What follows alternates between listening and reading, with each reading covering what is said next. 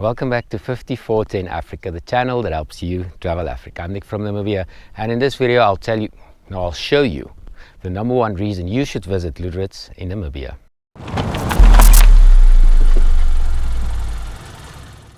Thank you to the Patreons that make 5410 Africa possible. If you'd like to become part of the family, follow the link in the description below. Go to patreon.com/5410 Africa. You can join for as little as $5 per month. I thought a lot about this video. I had a completely different format in mind. You know, the usual driving around showing you things, but I thought that would be boring. Also, in my opinion, there's only one reason you come to Lüderitz.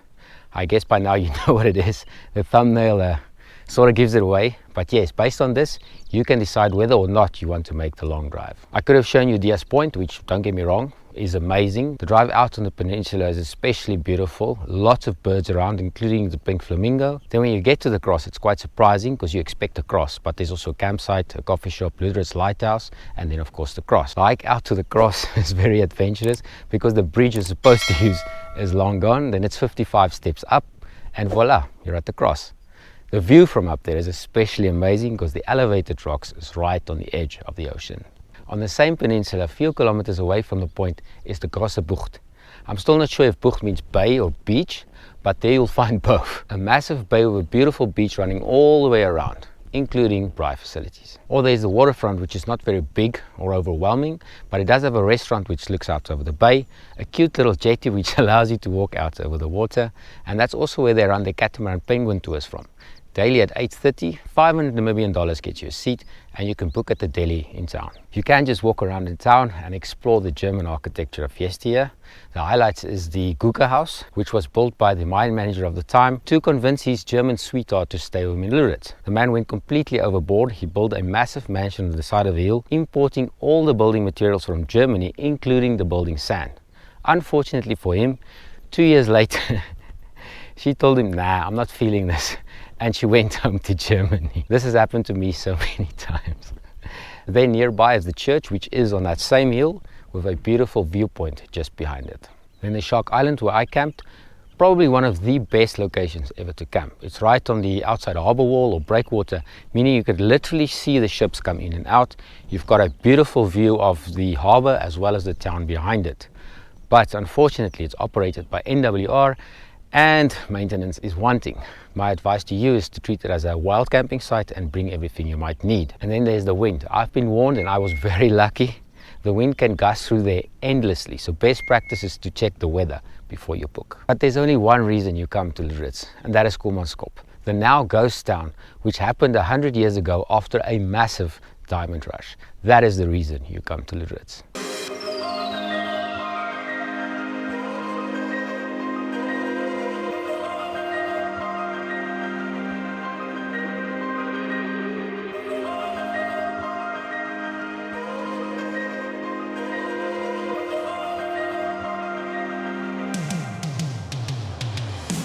Kolmanskop is about 10 kilometers outside of town on exactly the same road that you came in with. So there's no reason to book a tour, you can self-drive. Tickets are available at the gate upon arrival. It's $120 Namibian per person and it's open from 8 until 1 in the afternoon. That ticket covers from 8 until 1. At 1 they lock and you have to go. The ticket includes a free tour which is done either at 9:30 or at 11:30 respectively. And I advise doing the tour because the guides are quite knowledgeable and they'll be able to answer all of your questions. You don't have to do the tour, you can walk around freely and take as many pictures and videos as you want, as long as it's between 8 and 1 and you're not using your drone. If you want to take pictures outside of that time, you can get a special permit which is available at the deli in town for $320 Namibian per day. Per day is from sunrise until sunset. Sunrise to sunset, and you're not allowed to use your drone.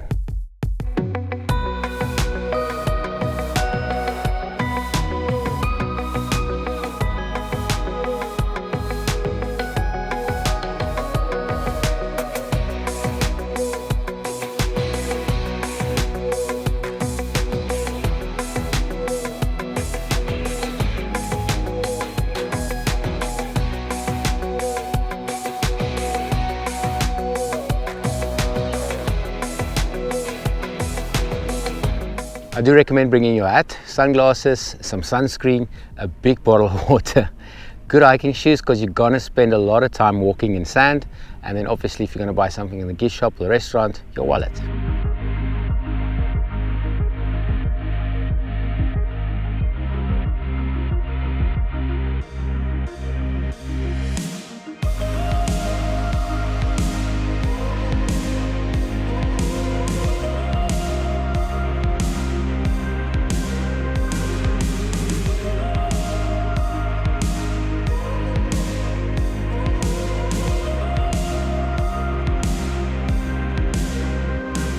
history pretty much follows that of any boomtown. Germany sent a guy called August Ghost to come and work in Lüderitz. His responsibility was to keep the railway lines clear of sand.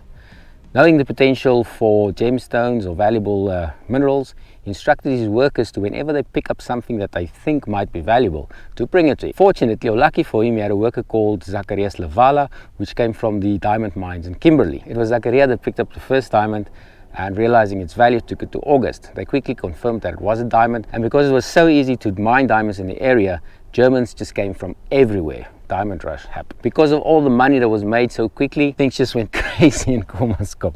I mean, 100 years ago, the Germans built an ice factory in the middle of the Namibian desert. They imported their fresh water from Cape Town. They needed coal to make sausage, so they imported that from Wales. Then, about 10 years later, better diamonds were discovered at Elizabeth Mine, and some people started moving out. It was only in the late 20s, early 30s that people discovered even better diamonds at Oranjemund, and people permanently left Kolmanskop to go there. Fill it with fresh water in the column. Here's the tray. Put the morning here.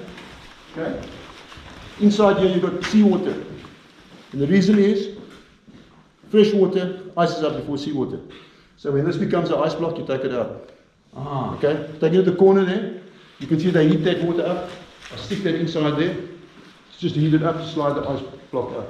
It comes out. And that's it, the number one reason you should visit Luderitz in Namibia. Thank you for watching. Please like, comment and subscribe. Please consider joining the 5410 Africa Patreon family for as little as $5 per month. As always, I'm Nick from Namibia, and you be watching 5410 Africa.